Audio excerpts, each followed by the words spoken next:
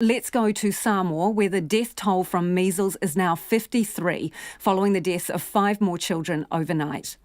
In the past hour, the Prime Minister Jacinda Ardern says 54 New Zealand medical personnel are now on the ground in Samoa, including 12 vaccinators and 8 Samoan-speaking doctors and nurses.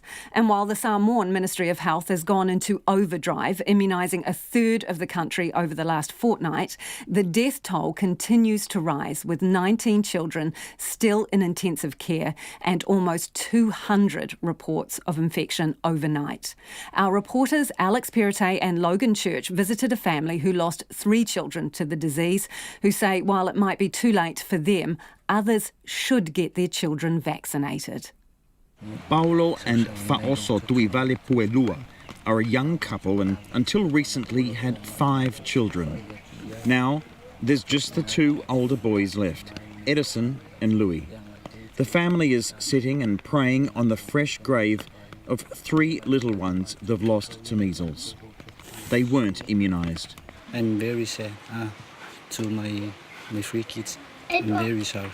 Fa'oso is 25. She smiles shyly, but behind that calm and brave demeanour is a world of pain and sorrow. She talks to us in Samoan and her sister-in-law, Sheila, translates. Fa'oso say it's not. This is a very, very sad for children. This is missing child for whole life. Their lives are based here in the inland reaches of Lauli, a fertile fruit and vegetable plantation by the banks of a mountain stream. Paulo can't understand why and how this happened, and it happened so very quickly. The 3-year-old, Itila, was at first sent home from the hospital with the doctors giving him the all clear. Itila is going back, is not sick. One day I come back, Itila, and can go back to the hospital. He's sick. I see the many, what's that? The rash. The rash, many rash going on the skin. I'm going to take a hospital. 2 hours you in a hospital and he's died. If he had stayed in hospital, this tragedy may have been limited to Itila, but that was not to be. Not even a week later, the 18-month twins Tamara and Saleh caught measles and fell sick. How much longer till the twins got sick? 4 years. 4 years. 4 days. Sheila says they are all hurting. Look like my sister-in-law Fa'oso is very sad for 3 child. Fa'oso sad. It's a very sad. Samoans have a deep and delicate treatment of death. Graves are ubiquitous, attached to the front of houses or given the place of honour in the centre of villages, often with pictures of those laid to rest, older, mature-aged people, mostly. These 3 children now have their own fale. Paulo built it this way partly because Fa'oso can't separate herself from them.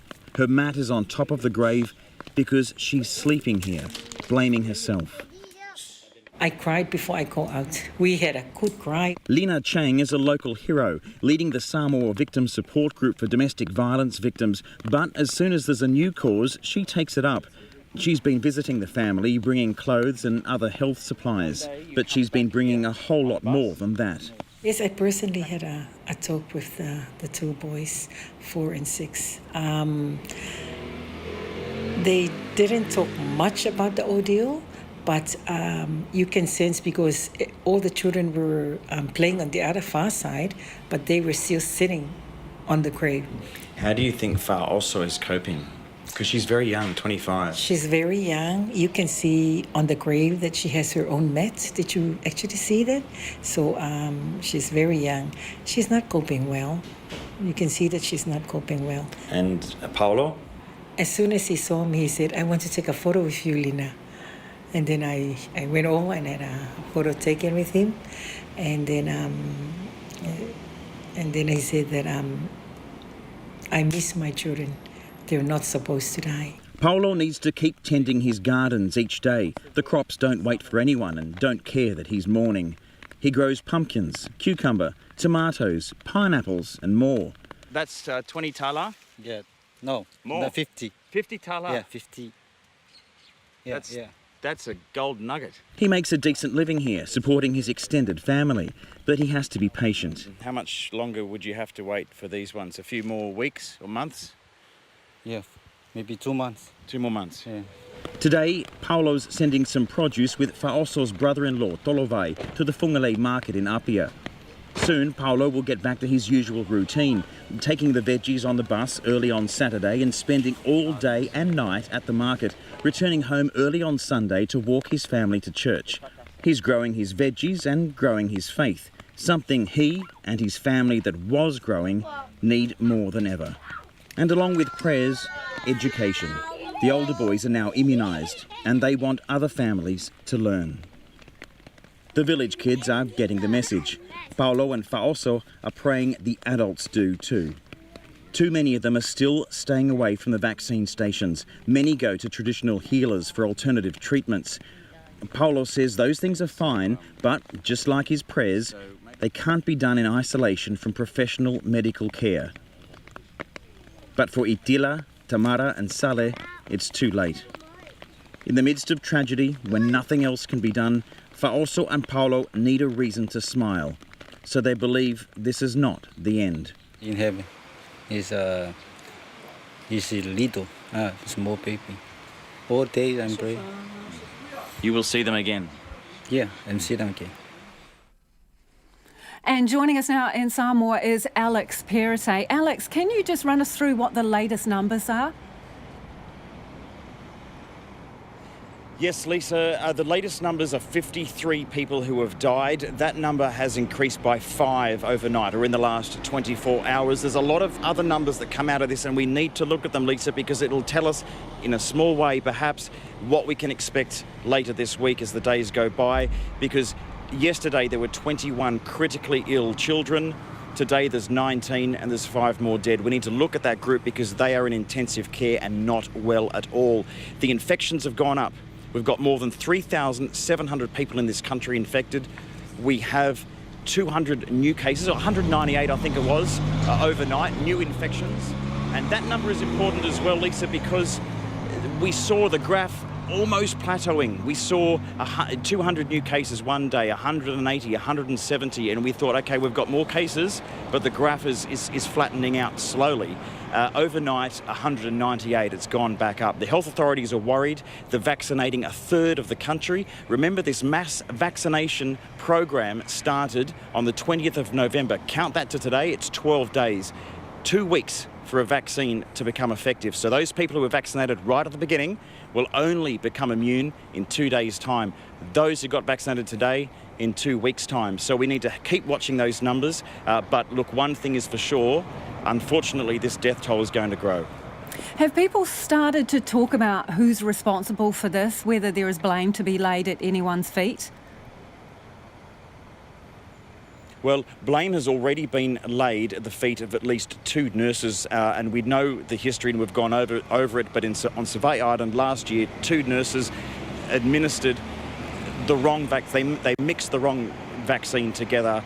2 children from 2 different families died. Those nurses have been jailed for about 5 years, but the Ministry of Health got a slap on the wrist. The Ministry of Health then suspended the vaccination program, as many say here, and I'm talking about village people and other people we've been speaking to who don't want to go on the record. They say they suspended the program for far too long, months. It was already a low immunisation rate in this country. It plummeted, some say, to below 20%. A lot of people saw this problem coming, and there'll be many questions asked of the Ministry of Health. Those 2 families on Survey are bringing a civil case against the Ministry of Health. They're suing them for millions of tala. In many ways, perhaps that will be a test case for at least 53 families of lost loved ones who might also want to sue the Ministry of Health. We'll be putting those hard questions to the Ministry and to those in power when we can get in front of them. So after Checkpoint on Friday night, you had gone to visit this traditional healer and you were threatened by him. Now, he was supposed to be shut down for attracting measles patients to a public place and charging them for this Kangen water as an alternative therapy, basically, to vaccinations. Has he actually been shut down? Lisa, Fritz Ale Asso is an interesting character because, as you remember, he ran up to us, held our door open, threatened us, almost punched Logan in the face and punched the side of the car instead. We sped away. After that, we went down to the south coast to do a whole lot of other reporting, and we heard from newspapers here in Apia on Saturday, theoretically 2 days after he was shut down. We heard from police, in fact, after we visited, that he was shut down, probably due to that kind of coverage from us and other media. On Saturday, we heard that he was operating again and that he was shut down again on Saturday. We drove past as soon as we got back to town this morning, and it was a ghost town. No one there, no families under the marquee. One man, I don't think it was Fritz, but one man walked out the door and actually waved to us. We weren't going to stop this time. We don't think it was Fritz. What's clear, Lisa, is that Fritz is in big trouble because the Prime Minister has weighed in. He said that he's also actually the Minister for Police, so he wears a few caps here, and he said that this guy needs to be in jail, he needs to be arrested. He's also had harsh words and has even proposed legislation punishing parents who don't vaccinate their children. So the Prime Minister seriously going hard on this as he's trying to immunise the country. And what happens to Fritz and perhaps other traditional healers is yet to be seen. Thanks, Alex. Alex Perrottet joining us there from Samoa.